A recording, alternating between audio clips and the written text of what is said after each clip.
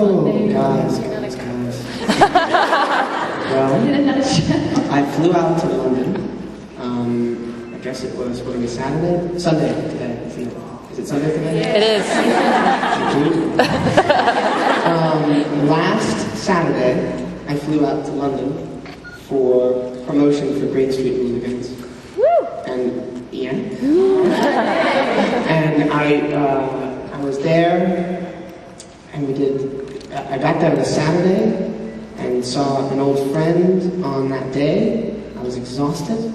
Only got like 4 hours of sleep that night, not because I stayed out, but because I'd had like too much coffee and it reacted to jet lag and I couldn't get to sleep. And then the whole next day, on a Sunday, which was terrible, full day of press, and then went out with some of the people from the film, which was nice, kind of nice reunion. We hadn't seen each other since Austin, Texas, when we were there for South by Southwest. And then the following day, a full day of press there, still in London, sequestered at the Dorchester Hotel. That's the nature of these things, is you go, you don't go to the city. You go from the airport to the hotel to the airport. That's it. You don't see anything. It's like quarantine, essentially. Except you're not ill. And so then we flew the following day. We had some press in the morning. Cool Miley show again on BBC Radio 1. I'm a big fan of hers, and she's adorable and amazing. Always fun to see her. That was great. And I missed the Foo Fighters were actually in town next day. And it was the same, like the time that we were flying up to go to Edinburgh for the film festival there, the Fringe Festival. They did a 3 or 4 song show for Joe Wiley and the Animals then. And they also played the Astoria in London like the night previous, but maybe that'd be like that. So then I went to Edinburgh. Never been to Edinburgh before. That was amazing. Hotel, so it didn't matter. Oh, it's beautiful through the windows. What an amazing city. Oh, the drive's nice. It was amazing, actually. One of the most beautiful cities from just that first experience of being there, and I think I've ever been to. It really actually reminded me of Prague. Kind of a smaller, more condensed Prague. So I have to go back. And Billy was actually not in town, and I think he was in Glasgow, and then he had to leave, so I didn't get a chance to see Bill. I also missed a really great band. Is this too much detail? No. When I was at the festival, the night that I was there for the premiere of Green Street, a band that I love from Glasgow happened to be playing that same night, and I couldn't make it. It's a band called Sons and Daughters, who are amazing. If anybody knows them, they don't go get the record. Repulsion Box, amazing. So I missed that show. Yay! We had dinner in this kind of really cool cavern sort of restaurant. The screening went really well. We had a Q&A session after the screening, which was great. And we had a little party, but it was kind of a party that had mixed a couple of different films that were in town at the same time. So there was a few different people there. And then I went home to get some sleep, which was good. Not a lot of sleep on that tour. Woke up the next day, did another interview. And then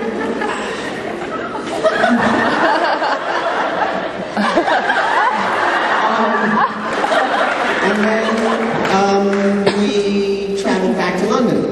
But we get to the airport and realize that the plane was delayed 3 hours. So instead of having 3 hours free in London to hang out, or I wanted to catch some friends, we hung out at the airport for 3 hours, which was awesome. Dudes, I love Liz, love them. Because I just love airports. So then we managed to get on the plane finally, got back to London just in time to get changed for the premiere there. And then we went to Soho House and had a really lovely... See, because after parties for these premieres tend to be a bit mad sometimes. There's a lot of people.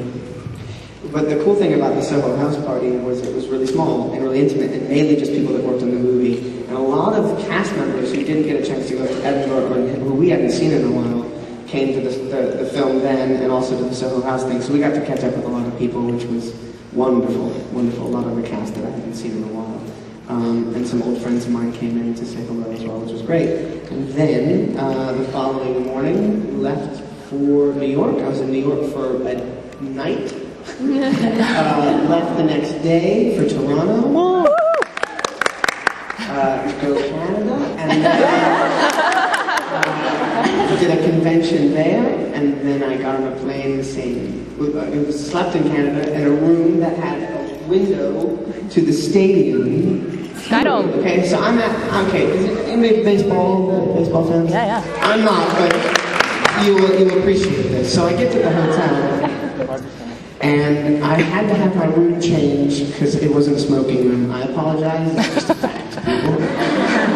So they gave me this room.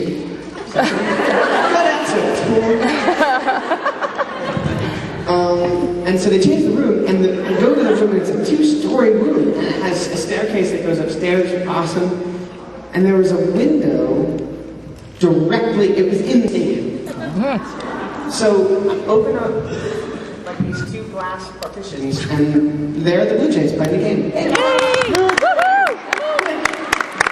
Completely insane, almost like a floor-to-ceiling glass window with these 2 things that you could pull open so you could actually hear the scream of the crowd, almost smell the hot dogs. Amazing. It's really, really, the novelty of that is great. Novelty wore off a bit though, because I then went upstairs to go to sleep. Now downstairs, I shut the blinds, and it had like, the kind of slightly transparent blinds, and then the double blinds so you can't see through it, it darkens the room, and everything's great. Well, then I went upstairs to go to sleep, and I saw that the double blinds, and I tried to pull them down, and it was kind of nailed to the wall. And it kind of was on a nail, and I took that off, and realized that it was only that short on either side, and that they don't turn the lights off in the stadium at night. So, literally, giant window, bed, TV, lights of the stadium. All night. And how surreal is that? So I went to bed with like, these kind of fluorescent giant lights peeking through my window. Wake up to the same thing. Kind of feels like you haven't been asleep.